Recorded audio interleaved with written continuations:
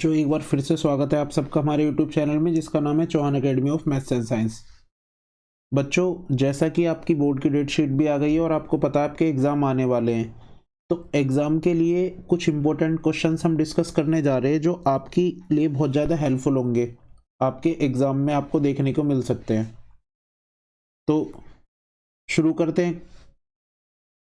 तो बच्चों, ये क्वेश्चन आपको दिख रहा होगा कि if alpha and beta are be the roots of the quadratic polynomial x square plus x plus one, then find a polynomial whose roots are 2 alpha plus 1 and 2 beta plus 1। इस question पे very very important question mark कर लेना। और ये question जब भी आता है तो बच्चों के साथ एक सबसे बड़ी प्रॉब्लम ये हो जाती है कि वो इसके फैक्टर करने चले जाते हैं जो पॉलिनोमियल दे रखा है। अब अगर इसके फैक्टर होके आपने वैल्यू निकाल ली तो आसान है, कोई प्रॉब्लम नहीं है, लेकिन जब वो क्वेश्चन देगा और उसके फैक्टर नहीं हुए तो बच्चे फंस जाते हैं। तो इस क्वेश्चन को आपको करना कैसे है, आपको सबसे पहले सिंपली लिखना है। सबसे पहले आपको पता है a इज इक्वल टू क्या आएगा इसके according 1, b is equal to क्या आएगा 1 और c इज इक्वल टू भी क्या आएगा 1। आपको पता है एक्स स्क्वायर का कोफिशिएंट a होता है, इसका x का कोफिशिएंट b, और ये लास्ट वाला आपका कांस्टेंट टर्म होता है जो कि c होता है। और आपको ये भी पता है कि जो सम ऑफ रूट्स है, सम ऑफ रूट्स है किसी भी क्वाड्रेटिक पॉलिनोमियल के लिए वो क्या है, alpha plus beta is equal to minus B upon A, ये होता है। और आपको ये भी पता है कि अगर मैं बात करूँगा किसकी, प्रोडक्ट ऑफ रूट्स की, तो जो प्रोडक्ट ऑफ रूट्स होगा आपका वो अल्फा बीटा बराबर सी अपॉन ए होगा। तो अगर मैं इसकी बात करूँ तो alpha plus beta is equal to minus B upon A, यानी कि माइनस 1 अपॉन 1 जो कि माइनस का 1 देगा। और अगर मैं अल्फा बीटा निकालूंगा तो वो सी अपॉन ए यानी कि 1 अपॉन 1 देगा, यानी कि 1। अब मुझे इसका यूज़ करना है, तो हमें पॉलिनोमियल बनाना है जिसके रूट्स ये हों। तो आपको पता है पॉलिनोमियल निकालने के लिए p x is equal to x square minus, यहाँ पे सम ऑफ रूट्स आता है और सम ऑफ रूट्स के साथ यहाँ पे आता है इनटू में एक्स और प्लस प्रोडक्ट ऑफ रूट्स, ये आपने पढ़ा हुआ होगा। अब इसके बाद क्या करना है आपको, तो p x is equal to x square minus sum की जगह हमें कौन कौन से रूट चाहिए, तो 2 अल्फा प्लस 1 और प्लस 2 बीटा प्लस 1, ये रूट उसने दे रखे हैं, इनटू में एक्स प्लस प्रोडक्ट में 2 अल्फा प्लस 1 इनटू में 2 बीटा प्लस 1, ये होना चाहिए। आगे चलते हैं।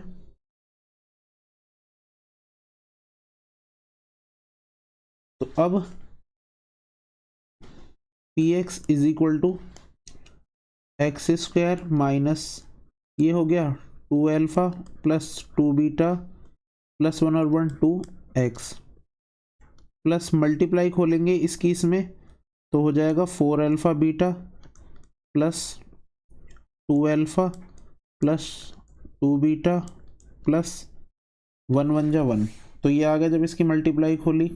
अब हमें पता है कि हमारे पास ओनली अल्फा प्लस बीटा और अल्फा इंटू बीटा की वैल्यू है, तो हम उसी पे काम करेंगे।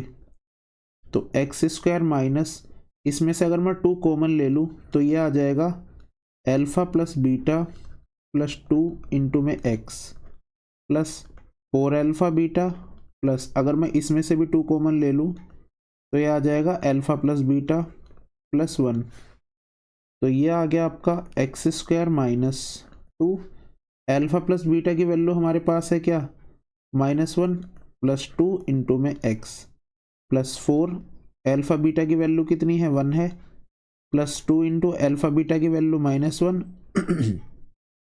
प्लस 1, तो एक्स स्क्वायर माइनस 2 इंटू में 1 इंटू में एक्स प्लस 4 माइनस 2 प्लस 1, तो ये आ गया आपका एक्स स्क्वायर माइनस का 2x प्लस 4, और ये इसमें से गया तो -1 बचेगा, तो ये आ गया आपका एक्स स्क्वायर माइनस का 2x प्लस का 3।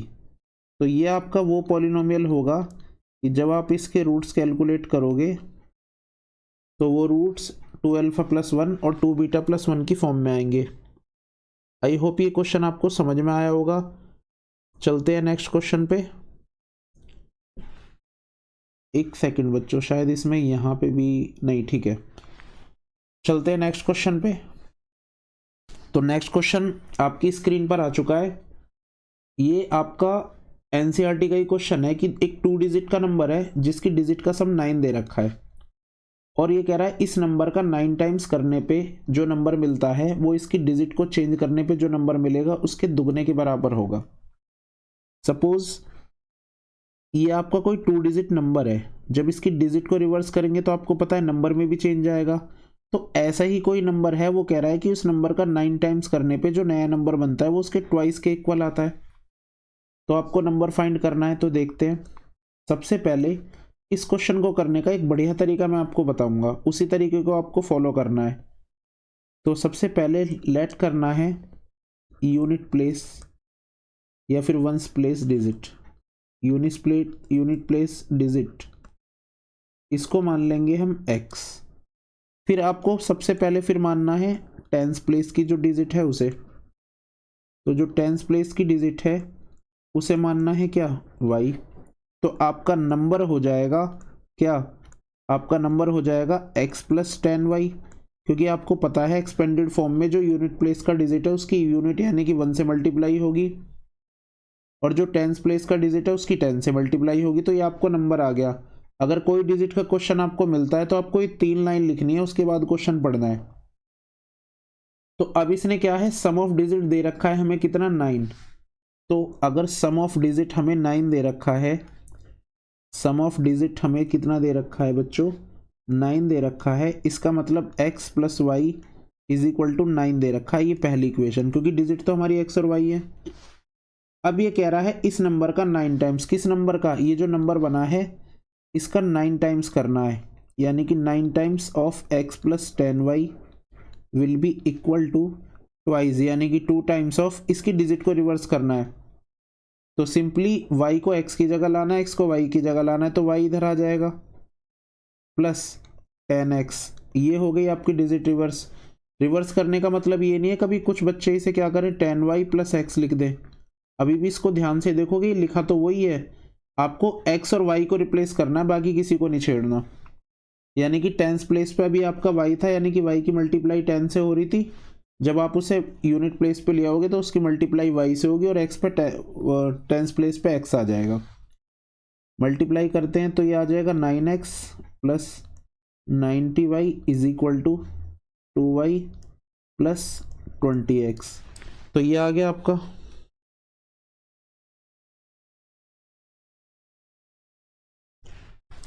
तो अगर इसको मैं एक तरफ लेके जाऊं तो ये आ गया आपका 90y minus 2y is equal to 20x minus 9x। तो ये आ गया आपका 88y is equal to 11x। तो x is equal to 88y upon में 11, इसको इससे डिवाइड दिया 8 आ गया, तो x इज इक्वल टू कितना आ गया 8y। तो जो x की वैल्यू है वो 8y आ गई। ये आपकी सेकंड इक्वेशन बन गई। फर्स्ट आपकी ये रही, सेकंड आपकी ये रही। अब इसे सॉल्व करना है, तो देखते हैं। पुट करेंगे x is equal to 8y in first from second, second से फर्स्ट में रखेंगे तो ये आ गया। अगर आप रखोगे इसमें, आपको सब्स्टिट्यूशन मेथड तो आता ही होगा। 8y plus y is equal to 9, तो 9y इज इक्वल टू 9, तो y इज इक्वल टू आ गया आपका 9 अपॉन 9 यानी कि 1। तो y की वैल्यू 1 आ गई। अगर मैं x की वैल्यू निकालने जाऊंगा तो 8 इंटू 1, तो x इज इक्वल टू कितना आ गया 8। x की वैल्यू 8 आ गई। अब बच्चे क्या गलती करते हैं, वो यहीं छोड़ जाते हैं कि x y की होगी, लेकिन उसने हमसे नंबर पूछा है। तो नंबर निकालने के लिए आपको पता है नंबर हमने x प्लस 10y माना हुआ है। तो x कितना है 8 प्लस 10 इंटू वाई कितना है 1, तो ये कितना आ गया 8 प्लस 10 यानी कि 18। तो 18 इस सवाल का आंसर है। उम्मीद है आपको समझ में आया होगा। चलते हैं नेक्स्ट क्वेश्चन पे। तो नेक्स्ट क्वेश्चन आ गया आपकी स्क्रीन पे। एक फ्रैक्शन है जो कि 5/6 हो जाती है। कब? जब उसमें ऐड कर देते हैं, किसमें? नोमरेटर में और डिनोमिनेटर, जब दोनों में हम 2 ऐड कर देते हैं तो वो कितनी हो जाती है? 5/6। और ये 1/2 हो जाती है कब? जब हम 2 ऐड कर देते हैं डिनोमिनेटर में। फ्रैक्शन फाइंड करनी है, इसके लिए भी आपको क्या करना है? सबसे पहले लेट करना है नोमरेटर को। सबसे पहले आपको नोमरेटर को मानना है क्या? x। फिर आपको डिनोमिनेटर को मानना है, ये हो गया हमारा क्या? y। तो नोमरेटर हो गया, डिनोमिनेटर हो गया। अब उसके बाद फ्रैक्शन आ जाएगी हमारी। तो फ्रैक्शन आपको पता है न्यूमरेटर अपॉन में डिनोमिनेटर होती है, यानी कि x/y हो गई। उसके बाद आपको क्वेश्चन पढ़ना है। तो सबसे पहले हमने फ्रैक्शन लिख ली, क्योंकि फ्रैक्शन में कुछ करने के लिए बोलेगा इज इक्वल टू। इसने कहा ये फ्रैक्शन कितनी हो जाती है? 5/6। तो ये फ्रैक्शन थी, ये 5/6 हो गई कब? जब हमने 2 ऐड करा दोनों में। तो 2 ऊपर भी ऐड करना है और 2 नीचे भी ऐड करना है। क्रॉस मल्टीप्लाई कराएंगे तो ये आ जाएगा आपका 6x प्लस 12y। हाँ 12 आएगा, सॉरी ये।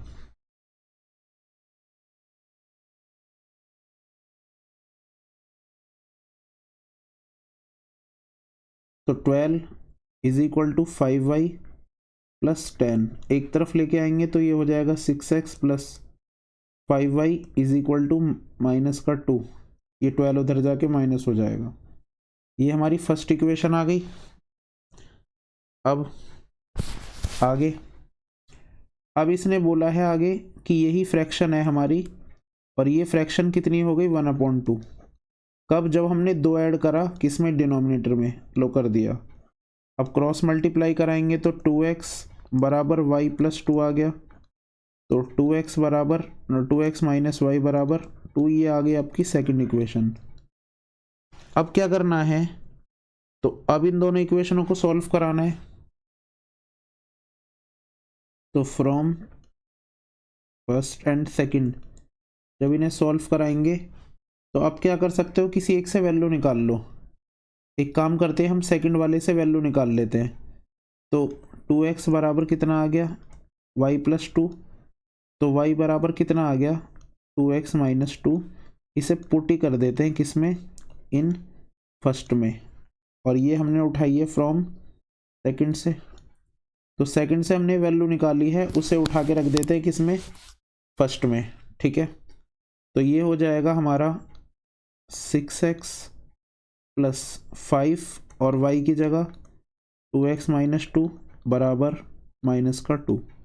ठीक है, इधर कर देते हैं साइड में। तो ये आ गया हमारा 6x प्लस का 10x minus 10 is equal to minus का 2। तो ऐड करा, ये आ गया आपका 16x is equal to minus का 2 प्लस का 10। तो 16x is equal to 8, x is equal to 8 divide by 16, 1/2 आ गया। यहाँ पे कुछ गड़बड़ हो गई क्या? इस क्वेश्चन में कुछ गड़बड़ हो गई क्या? एक मिनट बच्चों। हाँ बच्चों, यहाँ पे गलती है। ये 5y इधर आके माइनस का होगा, ये 5y माइनस का होगा यहाँ पे।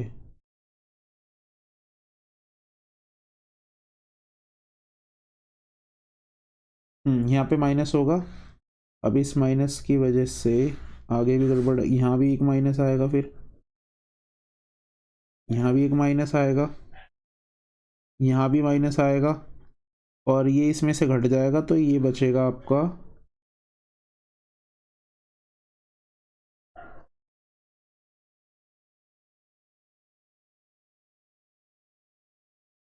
क्या आ जाएगा आपका? माइनस का 4x। और I think there still is a mistake. No, बाहर माइनस है, यहाँ माइनस है, तो ये हो जाएगा आपका प्लस का। तो ये प्लस का है तो इधर आके माइनस का ही होगा। तो ये हो जाएगा माइनस का 4x, और ये हो जाएगा आपका माइनस का 12। ये कुछ नहीं है, तो माइनस से माइनस कैंसल आउट हो गया। x इज इक्वल टू 12/4 यानी कि 3। x की वैल्यू 3 आगे उठा के रखेंगे तो ये आपका y बराबर आ जाएगा 2 इंटू 3 माइनस 2, तो y बराबर 6 माइनस 2, तो y बराबर आ गया आपका 4। तो जो आपकी फ्रैक्शन है नोमरेटर अपॉन में डिनोमिनेटर, वो फ्रैक्शन आ गई 3/4। ठीक है, ये हमने रखी है उठा के फर्स्ट इक्वेशन में। तो उम्मीद है ये भी आपको समझ में आया होगा। चलते हैं नेक्स्ट क्वेश्चन पे। तो नेक्स्ट क्वेश्चन भी एनसीईआरटी का एग्जाम्पल है और बहुत इंपॉर्टेंट क्वेश्चन है ये भी। इसने बोला है कि रेशियो है इनकम्स का 2% की, 9:7। 2% है, सपोज एक ए है और एक बी है, दोनों की इनकम का रेशियो दे रखा है कितना, 9:7। ये इनके इनकम का रेशियो है और इसने यहीं पे खर्चों का रेशियो भी दे रखा है इन्हीं की। तो खर्चों का रेशियो है 4:3 और उसी के साथ साथ इनकी सेविंग भी दे रखी है। तो सेविंग्स हो गई कितनी, 200।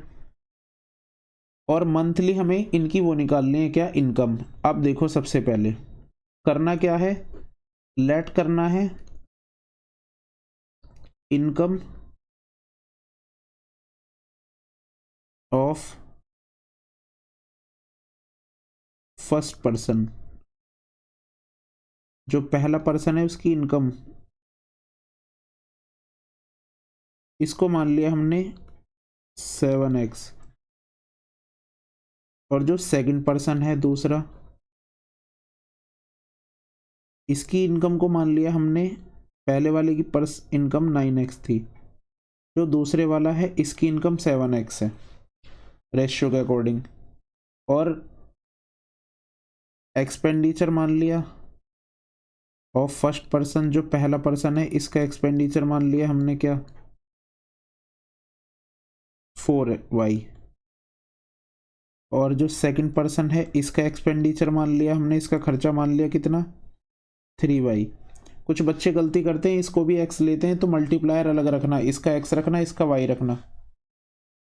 अब इसके बाद सेविंग कितनी दे रखी है, तो सेविंग दे रखी है 200। दोनों इतने इतने बचाते हैं। अब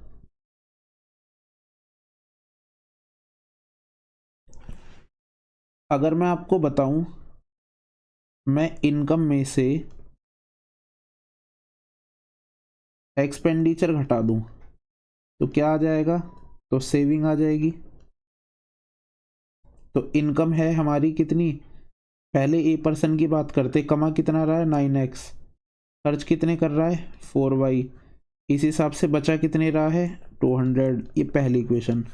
दूसरे पर्सन की बात करूँ तो वो कितने कमा रहा है 7x, खर्च कितने कर रहा है 3y, और इसकी भी सेविंग कितनी है 200।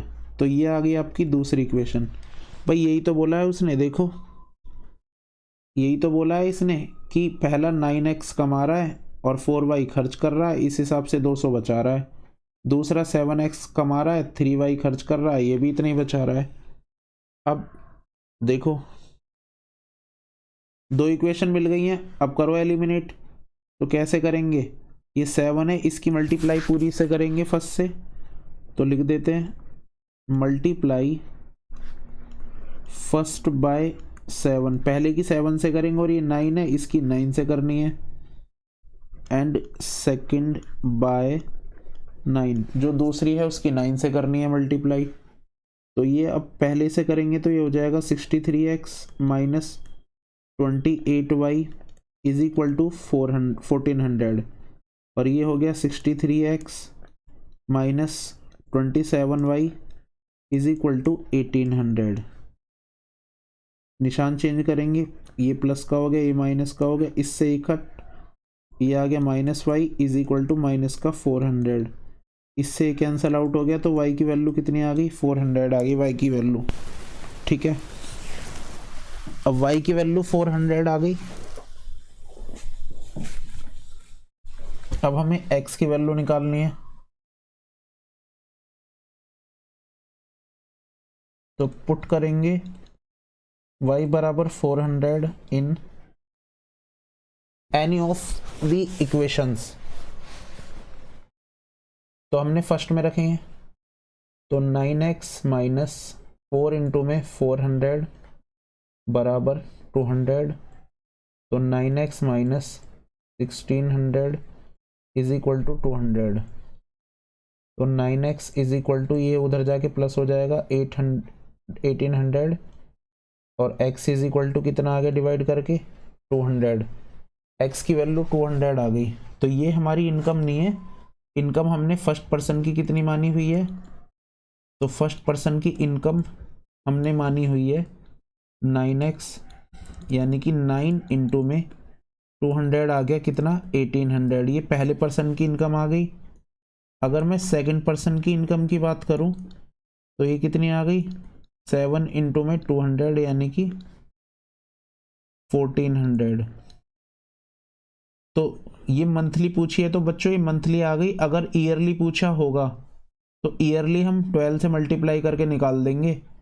ठीक है, आई होप ये आपको समझ में आया होगा। चलते हैं नेक्स्ट क्वेश्चन पे। तो नेक्स्ट क्वेश्चन है बच्चों, अब इसने बोला है कि 5 ईयर अगो, 5 साल पहले जो नूरी थी उसकी एज जो या वो थी थ्राइस थी किसकी एज का, सोनू की एज का। अब इसने बोला है 10 साल बाद जो नूरी है वो ट्वाइस हो जाएगी। ठीक है, तो करते हैं इसे।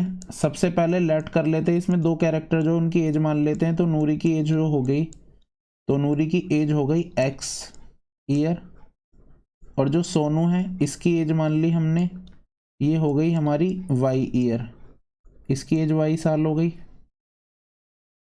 अब 5 ईयर अगो की बात कर रहा है, 5 साल पहले, तो लिख लेंगे 5 साल पहले क्या हुआ होगा कि जो नूरी की एज होगी, जो नूरी की एज होगी वो x माइनस 5 होगी। क्योंकि अभी अगर मैं आपसे कहूँ कि आपकी जो भी एज है 5 साल पहले कितनी होगी, तो आप कहोगे सिंपली हम माइनस कर देंगे।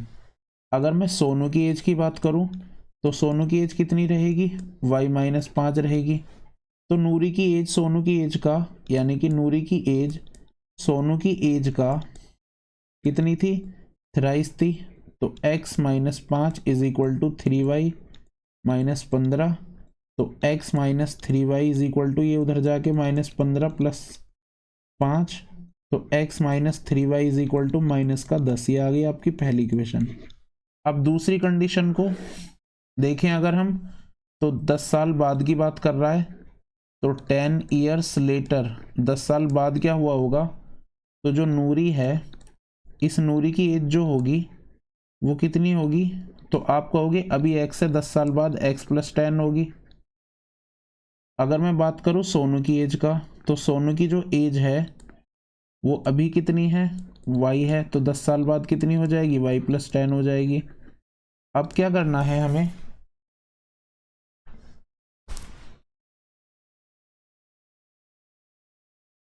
तो नूरी की एज के लिए बोला है कि जो नूरी की एज है यानी कि ये वो कितनी हो जाएगी, ट्वाइस हो जाएगी सोनू की एज का, यानी कि y प्लस 10 का।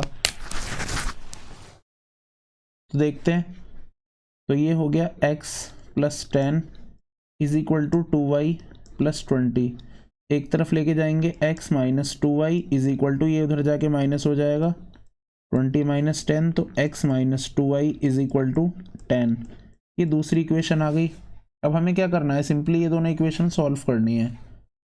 तो from first and second, from first and second, तो ये आ गया x minus 3y is equal to minus का 10 और x minus 2y is equal to plus का 10।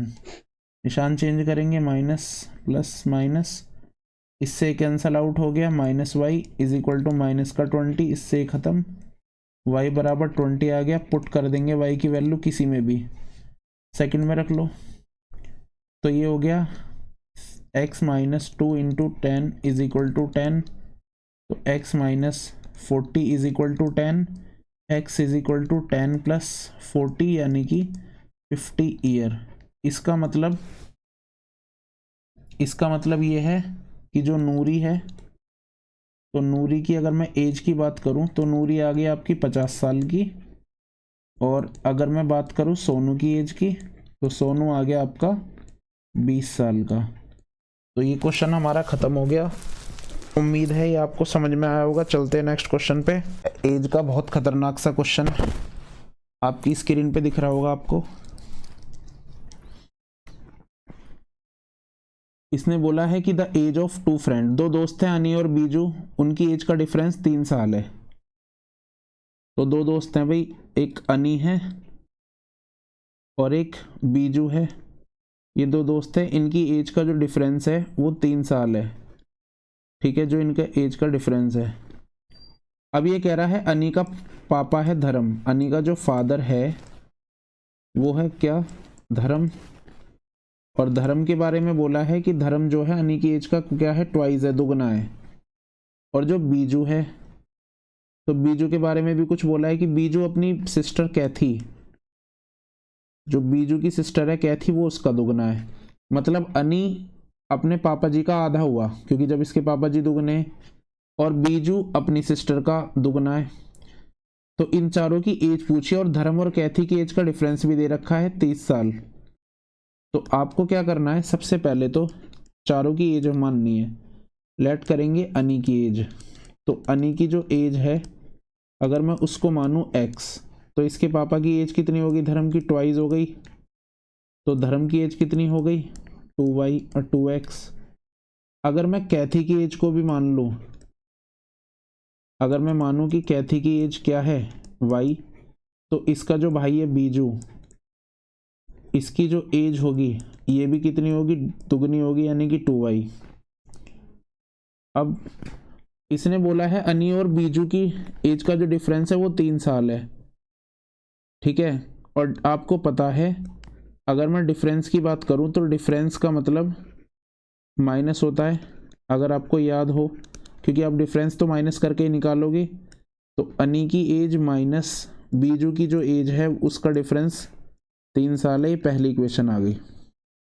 अच्छा, अब कोई मुझसे पूछेगा कि मुझे कैसे पता चला कि इसकी एज कितनी है, इसमें ज़्यादा कौन सा है कम कौन सा है। तो देखो, एक कंडीशन बन तो सकती है कि इसमें अनी और बीजू की एज हमें पता ना चले ज़्यादा किसकी है कम किसकी है, लेकिन फिर भी हम ये मान के चल रहे हैं कि धर्म की एज को दुगना करके उसके पापा की एज आ जाती है, और बीजू अपनी सिस्टर की एज का आधा ही है, तो अनी की एज ज़्यादा होगी। तो ये पहली आ गई। अब धर्म की एज और कैथी की एज का जो डिफरेंस है वो 30 साल है।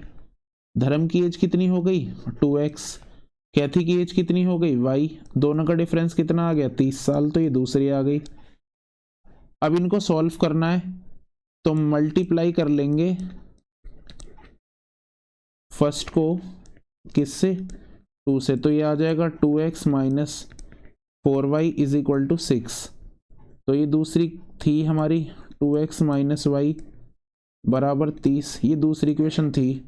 इनको यहीं पे एलिमिनेट कर देते हैं, तो इससे कट गया, -3y is equal to minus का 30, माइनस से माइनस कैंसल आउट हो गया। अगर मैं इधर करूं तो ये हो गया y इज इक्वल टू 30/3 यानी कि 10। इसका मतलब y जो कैथी है वो 10 साल की है। अब बीजू की एज अगर तुम्हें निकालनी है तो बीजू के लिए इसका दुगना कर दो, 40 साल। अगर तुम्हें अनी की एज निकालनी है, x की वैल्यू, तो वहाँ रखनी पड़ेगी x माइनस 2 इंटू 10 बराबर 3, x बराबर कितना आ गया, 3 प्लस 20 यानी कि 23 ईयर। अगर मैं बात करूं धर्म की, तो धर्म अनी का दुगने है, तो धर्म की जो एज है वो इसकी दुगनी आ गई, यानी कि 46 ईयर।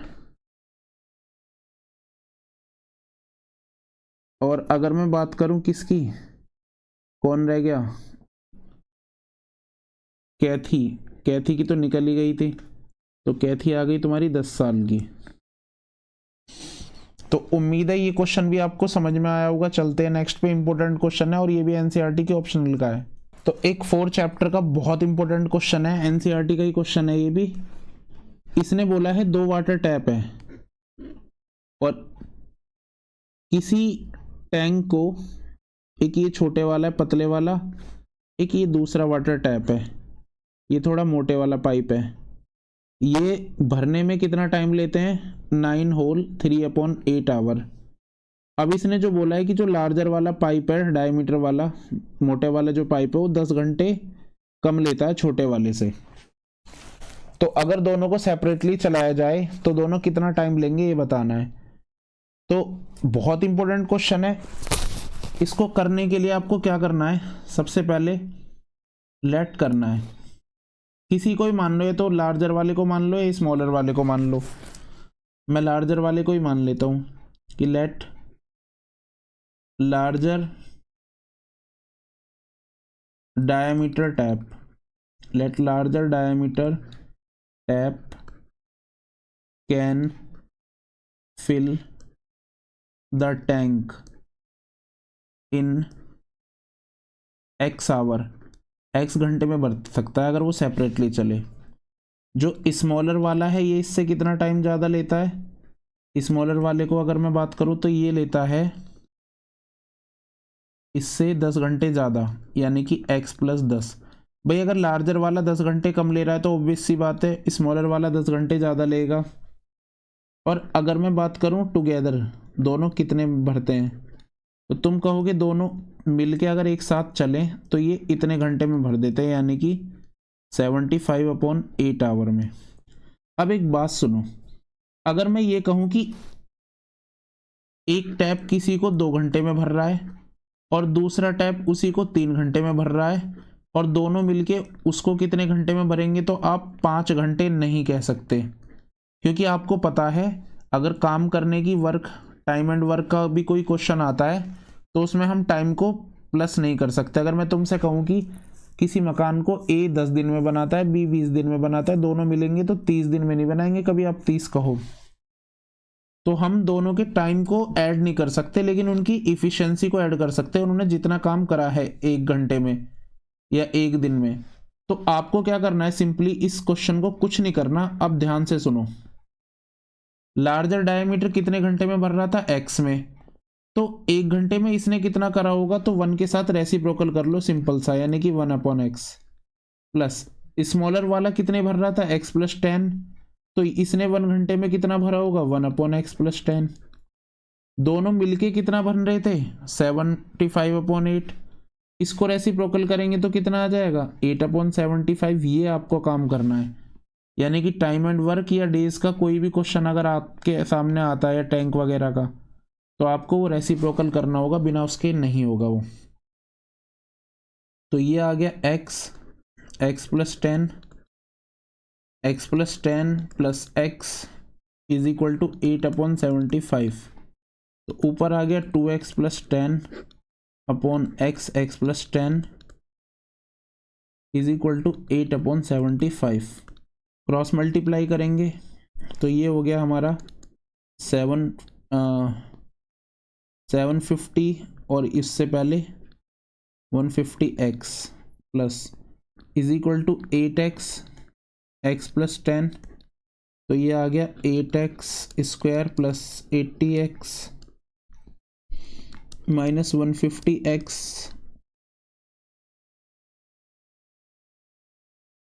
= 750। मैं इसको इधर ले गया तो 8x² प्लस ये तो माइनस का आ गया 70x - 750 = 0। ठीक है, अब इसको अगर मैं छोटी बनाऊं इक्वेशन को, तो डिवाइड बाय 2 करना पड़ेगा, तो ये आ जाएगी हमारी 4x² - 35x माइनस ये कितना आ जाएगा, तो 2 3 6 375 आ जाएगा = 0। अब देखना इस क्वेश्चन के अगर फैक्टर हो रहे हैं तो अच्छी बात है, फैक्टर भी कर लो अगर हो रहे हैं तो, और नहीं हो रहे।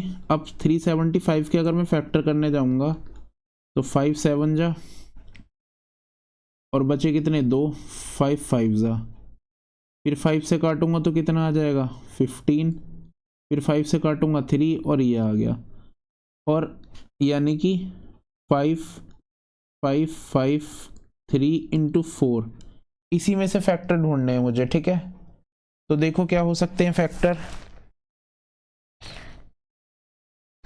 तो इसमें से कुछ फैक्टर मिल रहे हैं अगर आपको, तो देखो,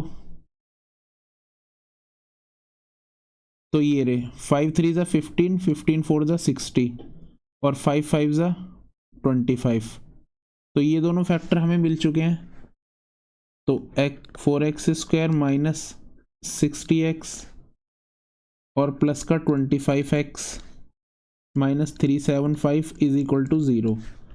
इसमें से 4x कॉमन ले लिया, x माइनस 15 बचा, प्लस इसमें से अगर मैं कॉमन लूँगा तो कितना कॉमन आ रहा है, 25 कॉमन आ रहा है, x माइनस ये बचेगा आपका 15 is equal to 0। 4x plus 25 x minus 15 is equal to 0।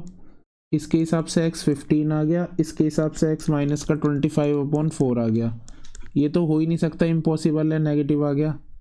तो x कितना आ गया, 15। इसका मतलब जो लार्जर वाला पाइप है वो कितने में भर सकता है,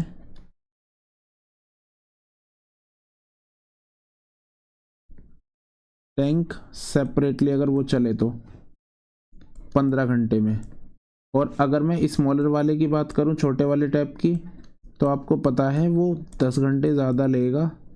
इसका मतलब वो कितना लेगा, 25 घंटे। उम्मीद है समझ में आया होगा। चलते हैं नेक्स्ट क्वेश्चन पे। एक और इम्पोर्टेंट सा क्वेश्चन है। इसने कहा है ट्रेन ट्रेवल करती है किसी डिस्टेंस से, और डिस्टेंस कितनी है, 360 किलोमीटर। ये कह रहा है 48 मिनट इसको कम लगते अगर ये स्पीड अपनी 5 किलोमीटर पर आवर बढ़ा लेती। मतलब अगर ये स्पीड अपनी 5 किलोमीटर पर आवर बढ़ा देती तो इसको 48 मिनट कम लगते। ठीक है, तो हमसे पूछा है ट्रेन की स्पीड कितनी है ये बताना है। ठीक है, अब सबसे पहले लेट कर लेते हैं स्पीड ऑफ ट्रेन। ट्रेन की जो स्पीड है उसे मान लेते हैं, वो भी ओरिजिनल वाली। तो यहाँ लिख लेना ओरिजिनल स्पीड।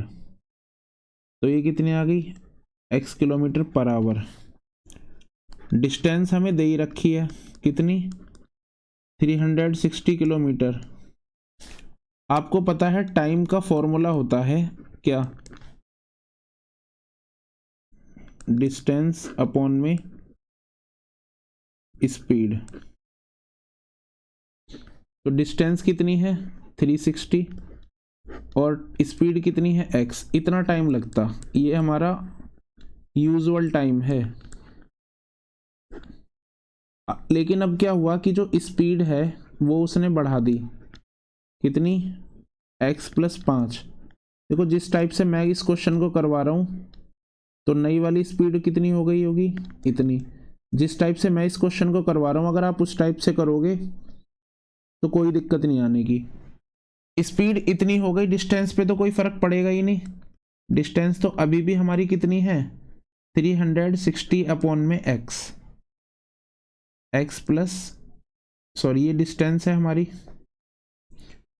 अगर मैं बात करूं टाइम की, तो इस कंडीशन में टाइम कितना लगता, तो आप कहोगे 360 डिवाइड बाय x प्लस 5, इतना टाइम लगता। पहले इतना टाइम लग रहा था, इतने घंटे। अगर वो 5 किलोमीटर बढ़ा देती तो इतना टाइम लगता। अब उसने क्या बोला है, उसने बोला है कि टाइम 48 मिनट बच जाते, यानी कि इससे 48 ज़्यादा लगते, इससे 48 कम लगते। तो जिससे भी ज़्यादा लगे उसे आप पहले लिख लो। जैसे इससे ज़्यादा लगेंगे ऊपर वाले से, इससे, तो इसे हमने पहले लिख लिया, और जिससे भी ज़्यादा लगेंगे, कम लगेंगे, उसे लिख लिया हमने बाद में। और बीच में माइनस का निशान लगाया और इज इक्वल टू जितनी की भी बात कर रहा है, जैसे 48 मिनट्स कही है उसने। या फिर हम इसे क्या लिख सकते हैं, 48 अपॉन में 60 आवर, यानी कि 4 अपॉन में 5 आवर। ठीक है, आवर में ही ब्रेक कर लो जब सभी आवर में एलसीएम लेंगे तो ये हो जाएगा हमारा 360x प्लस 1800 माइनस, इधर ये आ गया,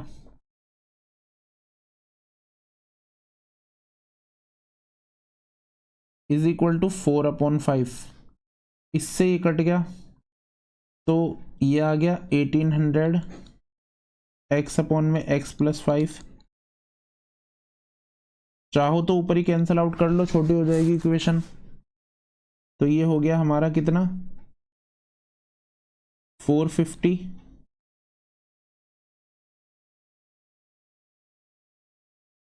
और ये 5 इधर मल्टीप्लाई में जाएगा इनटू, और ये आ गया x प्लस 5, तो ये हो गया हमारा एक्स स्क्वायर प्लस 5x, और ये हो जाता हमारा कितना इतना, तो x square plus 5x minus 2250 is equal to 0। अब इसको हमें करना है सॉल्व, तो धराचार्य भी लगा सकते हैं हम, या फैक्टर करके देखते हैं पहले। तो अगर हम 450 के फैक्टर करें तो 5 से काटेंगे तो ये आ जाएगा, फिर 18, 2 से काटेंगे 9, फिर 3, फिर और एक 5 इंटू में चल ही रहा था। अब इसमें हमें डिसाइड करना है कि क्या ले सकते हैं हम फैक्टर।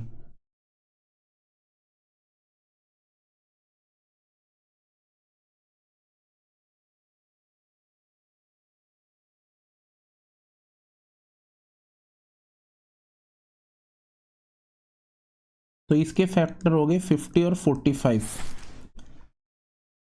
तो x square plus 50x minus 45x minus 2250 बराबर 0। इसमें से x कॉमन ले लिया, x माइनस 50 रह गया, 45 कॉमन ले लिया, इसमें से भी बचा x माइनस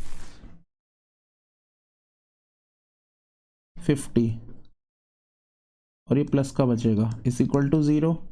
तो x माइनस 45 और ये आ गया x प्लस 50, तो x is equal to minus 50 आ रहा है, not possible. x is equal to 45 आ रहा है, ये हो सकता है। तो ओरिजिनल स्पीड ऑफ ट्रेन की जो ओरिजिनल स्पीड है वो कितनी आ गई 45 किलोमीटर पर आवर, इतनी स्पीड आ गई। क्योंकि माइनस 50 तो हो नहीं सकता, माइनस 50 में तो ट्रेन ही उल्टी चलने लगेगी। तो यही हमसे पूछा था, ट्रेन की स्पीड बतानी है। चलते हैं नेक्स्ट क्वेश्चन पे। एक और बहुत इंपॉर्टेंट क्वेश्चन है, और ये क्वेश्चन भी सीबीएसई के पेपर में इतनी बार रिपीट हुआ है, इतनी बार जिसकी कोई हद नहीं। सीबीएसई यूपी बोर्ड सब में आया हुआ क्वेश्चन है ये। तो क्या बोला है इसने कि हमें एक इक्वेशन दे रखी है इस तरीके की, plus 2mcx plus c square minus a square is equal to 0, और हमें प्रूफ करना है क्या, सी स्क्वायर बराबर ए स्क्वायर ब्रैकेट में 1 प्लस एम स्क्वायर, और हमें बोला है कि 2 इक्वल रूट भी है, इसके 2 इक्वल रूट हैं। ठीक है, तो सबसे पहले हमें डी कैलकुलेट करना है। सबसे पहले हमें डी निकालना है, तो ए बराबर कितना हो गया 1 प्लस एम स्क्वायर, ये तो ए हो गया। अगर मैं बी की बात करूं तो 2mc हो गया। अगर मैं सी की बात करूं तो सी स्क्वायर माइनस ए स्क्वायर हो गया। एक्स स्क्वायर के साथ ए, एक्स के साथ बी, और ये लास्ट वाला सी। अब उठा के रखना है, सबसे पहले हमें डी निकालना है, तो डी निकालेंगे बी स्क्वायर माइनस 4ac, मतलब डिस्क्रीमेंट। तो d is equal to b कितना है हमारा 2mc का स्क्वायर, 4 इंटू ए कितना है 1 प्लस एम स्क्वायर, इंटू में सी स्क्वायर माइनस ए स्क्वायर। तो d बराबर आ गया 4m square C square minus 4, ऐसे ही इनकी मल्टीप्लाई खोल लेते हैं आपस में, तो सी स्क्वायर माइनस ए स्क्वायर, जैसे मैं खोल रहा हूँ मल्टीप्लाई ऐसे ही खोलनी है आपको। तो ये आ गया, तो d बराबर 4m स्क्वायर सी स्क्वायर, अब ब्रैकेट तो 4c square 4a square 4m square C square और plus 4m square A square. मैंने क्या करा है 4 की सबसे मल्टीप्लाई खोल दी, इससे कैंसल आउट हो गया। तो d बराबर minus 4c square plus 4a square plus 4m square A square, ये आ गया। ठीक है, अब देखेंगे आगे। तो हमें पता है because given equation has 2 equal root, 2 equal root हैं, इसलिए इसलिए का साइन उल्टा वाला ट्रायंगल होता है, ये नहीं होता है, इसलिए का ये वाला होता है। डी इज इक्वल टू क्या रखना पड़ेगा हमें, 0, तो ये आ जाएगा -4c² plus 4a² plus 4m² a² बराबर क्या आ जाएगा, 0। तो 4a² प्लस 4m² a² बराबर ये वाला इधर जाके क्या हो गया प्लस, इसमें से 4a² कॉमन आ रहा है तो यहाँ से बचा 1 + m² बराबर 4c², 4 से 4 कट गया तो ये आ गया c² बराबर a² ब्रैकेट में 1 + m²। ठीक है, यही हमें लेके आना था, हेंस प्रूव्ड।